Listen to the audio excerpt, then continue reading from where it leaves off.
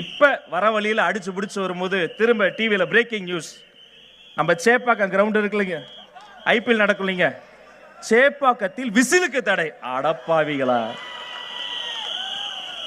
சேப்பாக்கம் மைதானத்தில் விசில் ஊதினால் சேகுவேராவுக்கு ஜுரம் வருதான். சேகுவேரா இதையெல்லாம் கேட்காம நல்ல வேளை ஃபிடல் காஸ்ட்ரோ செத்து போயிட்டார். அவர் மனசு என்ன பாடுபடும்? விளையாட்டு என்பது மக்கள் கவலைகளை மறந்து உடல் உழைப்பை செலுத்தி சந்தோஷமா இருக்கிற இடம். இத்தனை ஆண்டுகாலமாக சேப்பாக்கம் மைதானத்தில் விசில் சத்தம் ஓங்கி ஒலித்தது. விசிலுக்குனே பாட்டே போட்டாங்க.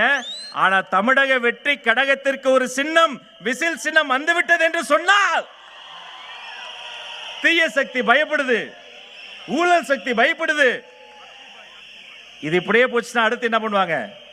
தற்போது கிடைத்த செய்தி,